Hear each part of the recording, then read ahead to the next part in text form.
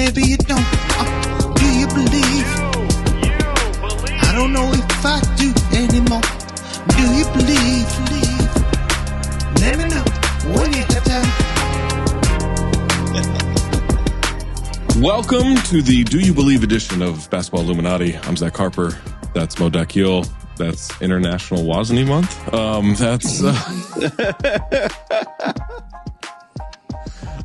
Guys, before we jump into our topics, I saw this from our friend Lambre.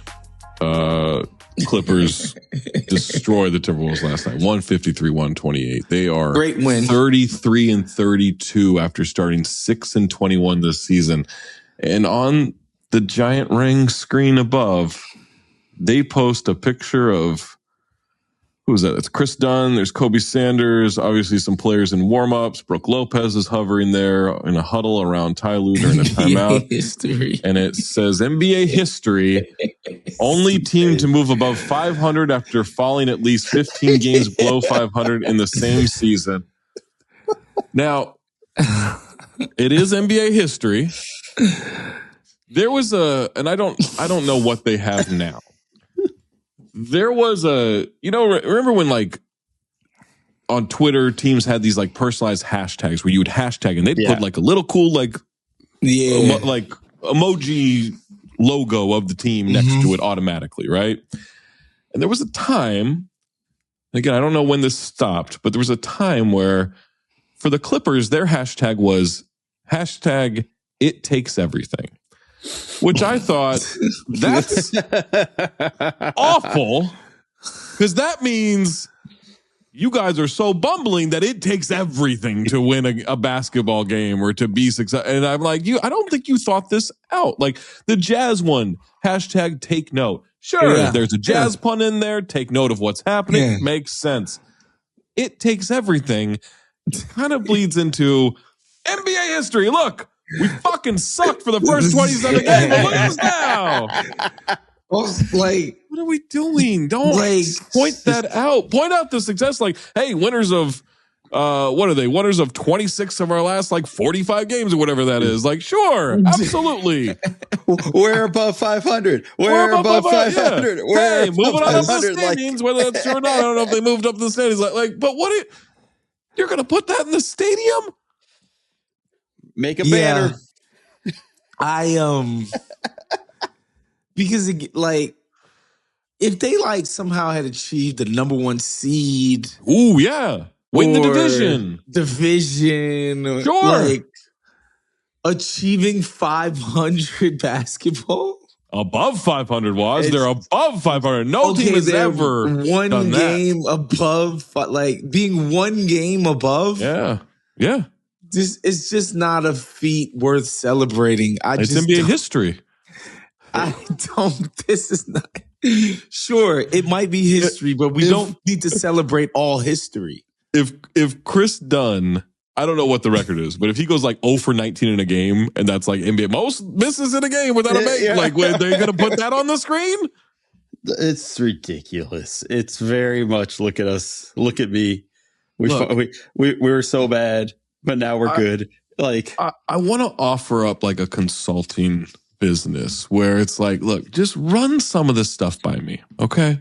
I'm not saying I got all the answers. I just know when something's a bad idea. I may not come up with the good ideas, but I can tell you when something's a bad idea. This is not a look you think it is. Yes, we've made history. And I've been saying we've gone from putrid to abject mediocrity. Yes, history was made. The worst part is cool. You lose the next game, you're back to 500. What if they lose You lose two? your next two. Yeah. As I'm saying, you lose your next two, you're back to below 500. What are we doing? You know what that is? You know what that is? That's history. They'd be the first team to start, to be 15 games under 500, or do this then when go you above finish 500, and then fall back below 500. Yeah, sure. When the season's over, if you're above 500, put this graphic the last game of the season. Oh, you know what? They're safe. Their next two are against Chicago and Sacramento. They're fine. Okay. The next 5 are against Chicago, Sacramento. Then they got San Antonio. Then they're at New Orleans for 2 games. They're fine. You know what? I take it back. Good job. Good job. You're in the clear. Yeah. Your schedule has cleared you. But it also makes it so much worse if they lose any of those games, though. That's a good point. Yeah. I mean, Chicago did just beat somebody, right? They just beat the Warriors in overtime. Chicago's always winning weird games. But they've become a very strange team. Yes. But this is the thing where it's like, oh, fuck. They set themselves up a little bit in perfect Clipper fashion, by the way. Just, man, it doesn't have to be this difficult. I promise. Some of this stuff it's just easier. It doesn't take everything. It actually takes very little. All right, let's get to our topics. Bam Adebayo's 83-point game. Do you believe it is an indictment of nerds ruining the league, as Bam made history Tuesday night against the miserable Washington Wizards? The fallout of his accomplishment was only just the beginning. Shot 20 of 43 from the field, 7 of 22 from three-point range, and broke the record for most free throws attempted and made by going 36 of 43 from the foul line, more than doubled his previous career high of 41 points. This inspired anger, sadness, confusion. And that's just from Kobe stands, as evidenced by Lakers in-arena announcer Lawrence Tanter's note of a rather melancholy footnote in NBA history happened to the crowd, to which they booed it. It was just so funny. Even our own Big Waz has taken aim at none other than the nerds retiring to the nerdery with their calculators, tweeting out that, quote, they ruined the league, and, quote, and the media collectively cheered them on the entire way because they viewed them as their cohort, end quote. So, International Wosny Month, hold on. I'm going to let you get to it. I want to get Mo's thoughts first. Mo, do you believe this is an indictment of the nerds ruining the league? The nerds have ruined the league. I don't know if this is the indictment particularly, but this is an indictment of how shitty our society is that every time something good happens, we have to go out of our way to shit on it. I'm seeing fucking Gordon Hayward fucking quotes about this. Like, I give a flying fuck what he has to say. Like, all of these things, everybody's just going out of their way to shit on this thing. Where I'm like, he scored 83 points. I don't care how it happened. Pretty fucking amazing. I can't think of the last time I thought, what does Gordon Hayward think about this? Real where's Ja moment. What? Yeah, do you want to elaborate on this indictment of nerds and the media? What I was getting pissed off about is like people trying to denigrate Bam's record, and I'm like, guys, look at the team he was playing against. And the Wizards specifically, and the shit they've been doing this year in order to make their team, thereby make the NBA product as downgraded, as immiserated as possible. Mm-hmm. These motherfuckers deserve to be put in prison for what they've done this year. Okay? Like, they literally are going out of their way to be the worst NBA team possible.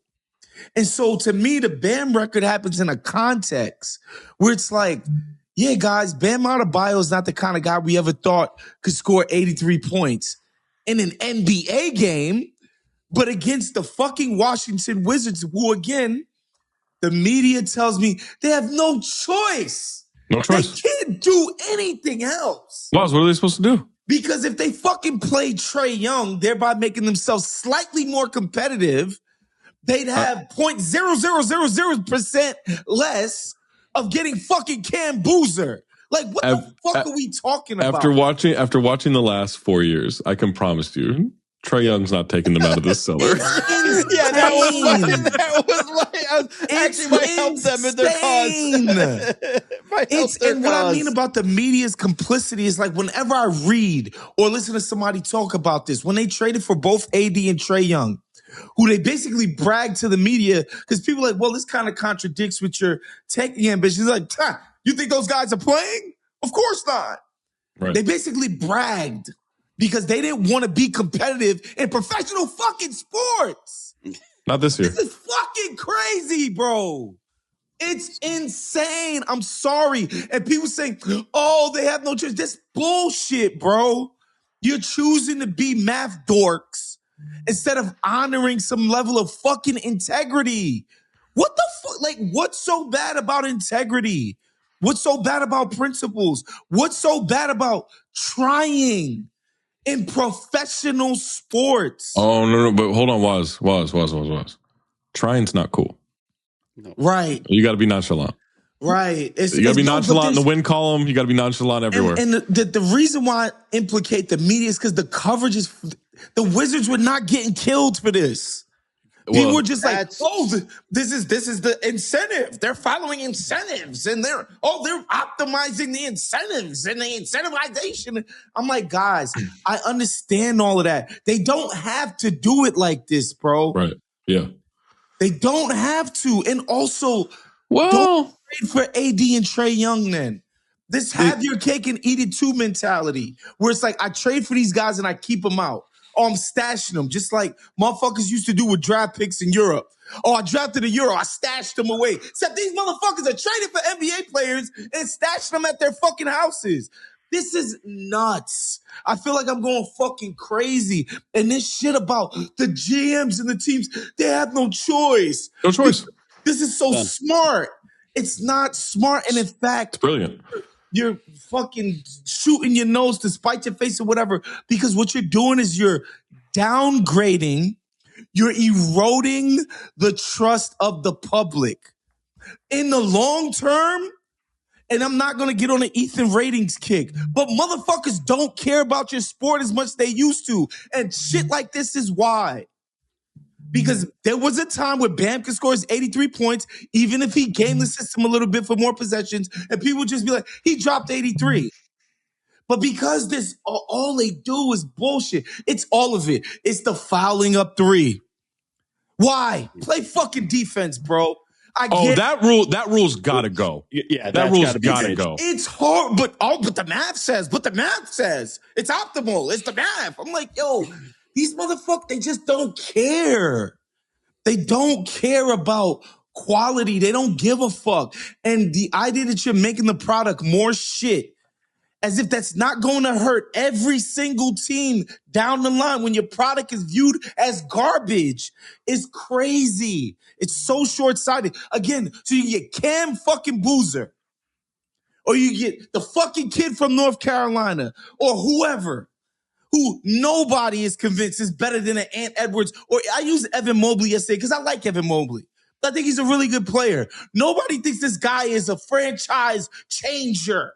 He's like, the world is going to stop because you got Evan. You can't convince nobody that any of these kids are going to be as good as that fucking guy. And this is what we're doing all this shit for. It's maddening. I'm sorry, this shit grinds my gears, bro. Did not notice. They gotta protect the pick, was. The pick goes to New York if it falls outside the top 8. I mean, and they're only in 3rd right now. So, a lot of chances. You never know what happens with the ping pong balls. It's really, in that back room in the lottery room. You need that 14% chance to.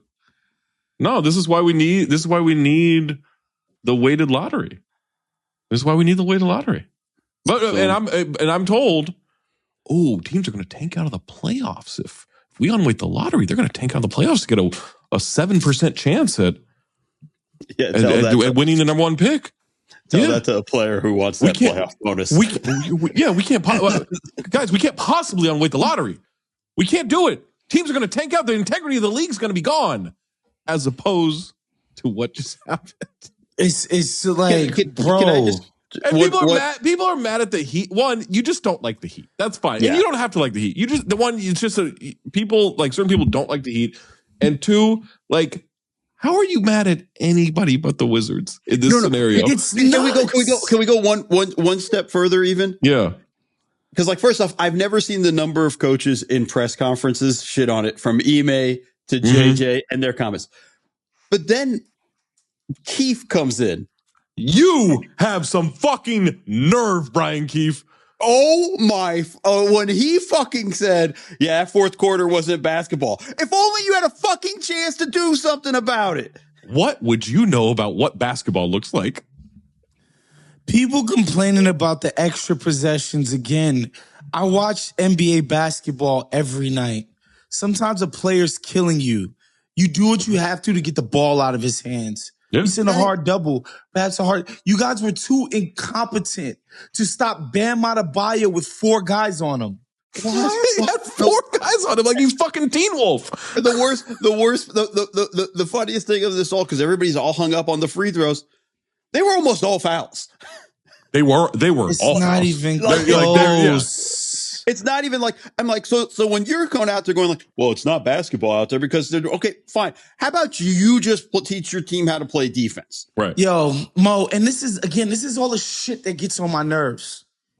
The fucking center of the Washington Wizards was drafted with the #1 fucking pick in the draft, y'all. I'm sorry, like, this idea that you become lit because you draft these fucking kids high is ridiculous. Yes, it's a nice way. Yes, it's helped a lot of teams. Yes, but this idea that you need to do this because you're going to get the draft fucking Sarr one day. Or was he the #2? Whatever the fuck Here's he 2, was. yeah. I kind of like Sarr, but He was the one getting mashed in his He head by was Bam getting Adebayo. getting killed. I know. Yeah, he's getting eviscerated. He's been a little better this year. Come on, man. Like, this shit is crazy. I'm just like, Well, they had to get Sarr because like, they missed out on Risa. And like, yo, Tim McMahon is my man. I love Bam McMahon. His little rant, I'm like, Tim, you never said none of that shit when the Wizards started doing what they do. All you say is it's smart.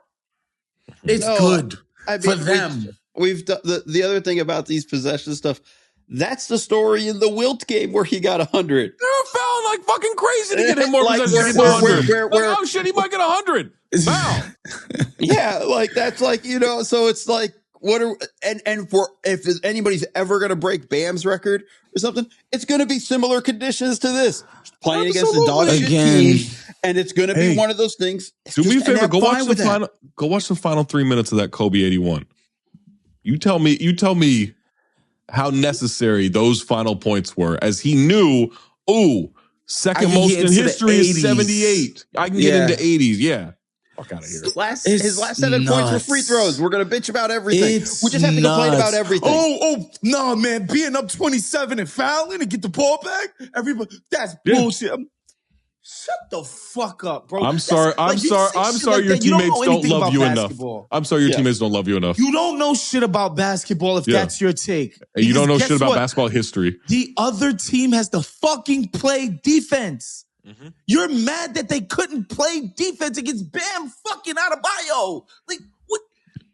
He was on a hater. Bam Adebayo. He was on a hater, man. They could not stop him. Every NBA team, and we all know this, every NBA team, no matter how trash they are, if they decide one man is not going to score, that one man will not score. Somebody else might get a wide open look, a layup, a 3 or whatever. But if a team decides one guy, every team can stop one guy. I'm talking about every team in the NBA can stop one man. So if y'all really dedicated yourselves, y'all could have stopped one man. Y'all could have just kept Tyler Hero free throw. Whatever. Yeah, by the way, Brian Keefe, who was like, that fourth quarter, blah, blah, blah. They didn't start doubling Bam until the fourth quarter. Motherfucker had 67.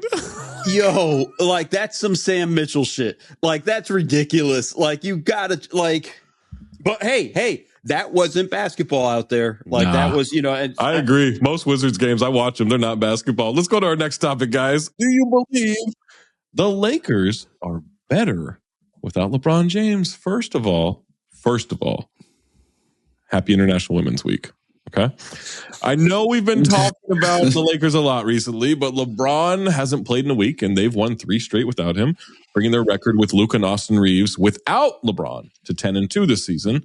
They can climb into the 3rd seed with a win tonight over the Bulls and even boosted their point differential in the season back into the positive. Games, but this is now a positive point differential for the season.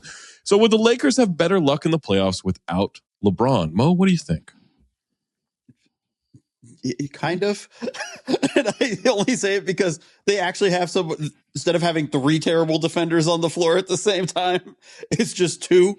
Although I don't know how much they're bringing off the bench defensively for them, but it's clear that there's something where Luka and Reeves really play well off of each other and together with each other. And it hasn't quite fit with LeBron and Luka. So might actually, I mean, in the long run for sure.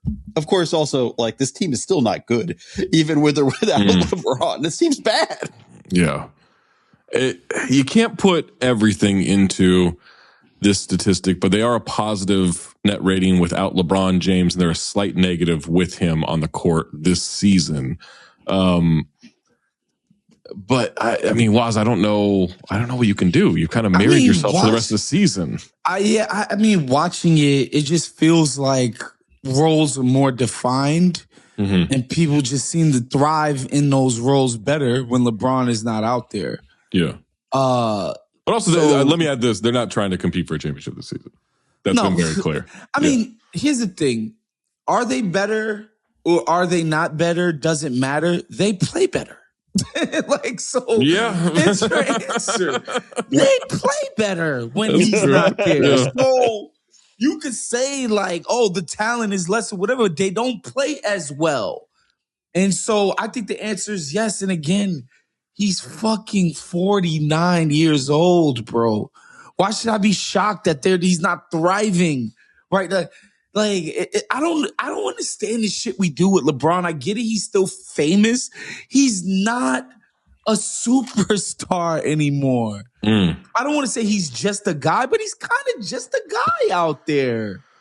Oh, yeah. Defenses don't react to LeBron. They don't care. Yeah, he's averaging 21.7 assists, 5.6 rebounds. He's making 50% of his shots, 31% of his three-pointers. Like the numbers are, especially like for the age, the numbers are great, right? But for just like a player, like those are solid numbers. But like you have guys who just get numbers because they get numbers, right? Like LeBron's just gonna get numbers when he's on the floor, regardless of good or bad. Pointed out to me the other day. There's like 50 guys that average 20 a game now. Sorry, this is the juiced baseball era of scoring in the NBA. So like, I'm not like 20. Oh, he averaged 21 points. I don't give a shit. Like when I watch the games, defenses don't react to LeBron. They don't respect LeBron. Yeah. Like when he's got a one-on-one matchup 8 feet from the basket, they don't send help.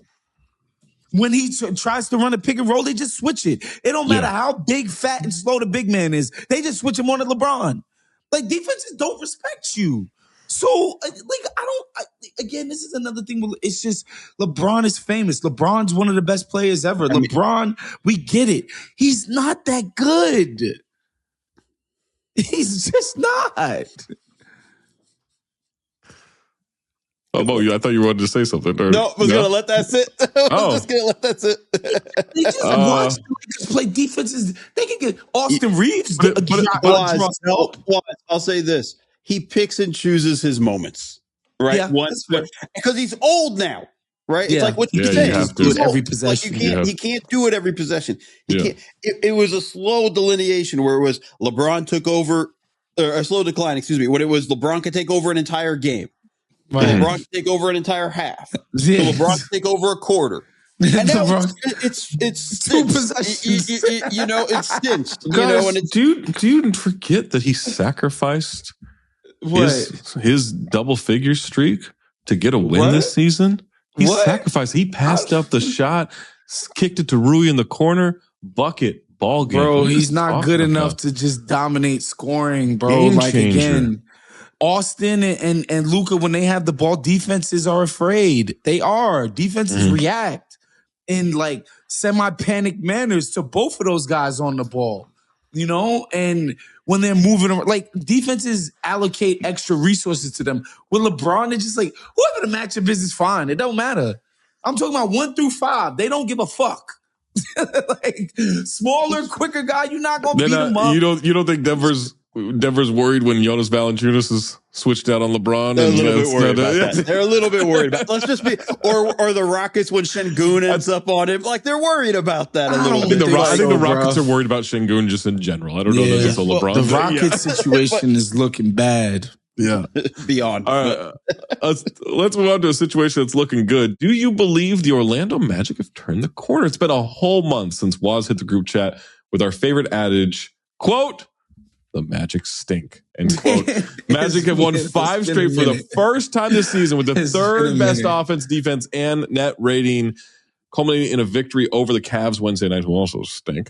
Desmond Bane has been shooting the lights out the last month, plus 25 for the last month, plus 25 points per game on 57, 47, 89 splits. After another cupcake game against the Wizards tonight, they face the 2 hottest teams in the East. Miami riding a 6-game streak on Saturday, and the Hawks winner of 7 in a row on Magic City Monday. Can the Magic maintain this illusion? Or is it simply a trick like whores do for money? Shout out to Joe Bluth.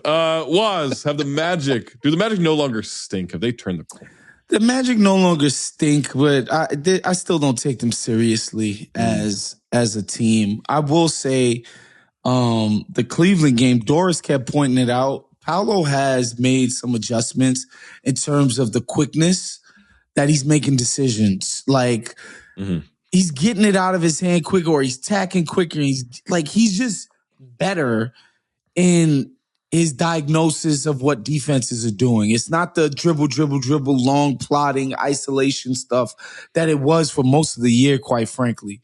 Desmond Bane, is playing incredible. As you mentioned, Suggs, to me, I think is always a key factor for them, just on a toughness and cohesion level. All of that stuff, man, these are all the reasons why I thought the Magic had a chance of going to the finals, but I don't trust their offense, and I just never will. I don't. You can't trust it because there's still, despite everything looking good now and Paolo making those changes, and he's playing really well during this 5-game stretch, averaging 27 points a game and all that stuff. Well, hold on. No, just let me finish. But there's still no actual offensive system set up. No. There's still no actual idea of how do we want to attack. This is how we're going to attack. There's still a whole flawed system behind it. In that 5-game stretch, they beat the Wizards, the Mavericks, barely beat the Mavericks, by the way. A Timberwolves team that has just decided we're good playing defense the rest of the year. No need. The Bucks, who sat everybody, which that's saying something for the Bucks to even be able to say that. And then a Cavs team that stinks. Look, they're playing better. They've won 5 straight. You got to win who's in front of you. Their previous win streak this season, I think they did 3 a couple of times. They put it up on the big board as the NBA history. First team in NBA history to win 5 games against these teams in this order. They do have the Wizards and then Heat, Hawks, and then they got the Thunder, and then they got the Hornets, and they got the Lakers. After tonight, we're going to see whether or not this team is real.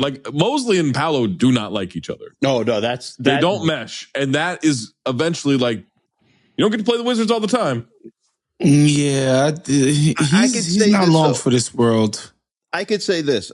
The start of something, you can find something when you play these shitty teams. Sure. And move forward with that. So but you're right in the sense of we're really going to find out how good they are or if this is real or not. But this is the starting signs that you could hope you'd actually want to see, because we'd be shitting on them if they lost to Dallas. Oh my God, of course. Yeah. They damn near did. I was ready to. I know. So was I, Zach. I had the text ready. If you're Paolo Banchero and you see what just happened to the Wizards, I'm going for 60 tonight. There's not shit you can tell me if you're the Orlando. I am blowing up everything that good that's happened. I'm going for 60 on the Wizards. Minimum. I'm looking at what's the magic score? Is it T-Mac have 62 once or something like that? That's what I'm going for. I want the franchise record. I'm going after that. And then looking at your teammates cross-eyed if they're not fouling on the other 100%. What are you doing? That's how you find out who likes you as a teammate and who doesn't. We saw that everyone on that Heat team, maybe aside from Tyler Hero, but everybody on that Heat team was celebrating this. They were like, yes, let's get Bam more shots. Let's get him the chances to make history here. I don't know if that's happening. I don't know if Tristan da Silva's intentionally missing free throws to get Paolo some extra possessions. I think that's how you test it. Mosley would leave him in, though. That's for sure. I think not. I think we'd have a logjam there of Jamal Mosley trying to get him off the floor and Power saying, "I'm right here. You can come drag me off the floor. I don't respect you anyway." It's bad. It's bad. I hope they turned it around. I do. Like, it's fun making jokes, but like I do like I would like to see this team one of the real fun teams in the NBA, bro. Yeah. They've been miserable. And it's been such a tough watch. It's been before this 5-game win streak. It's been brutal the whole way through. And they're the classic 4:30 start time. One of the first league pass joints. I fire up the Magic. Yeah, well, Charlotte took over that. His first quarter is not fun. It's nasty. It's bad. All right, that's gonna do it for us. I did see in the group chat. We're sending links about Michael Porter Jr.'s ex calls him a psychopath. I don't want to do that. She didn't get into details. That's Dwight Howard retired officially. Dwight Howard's officially retired?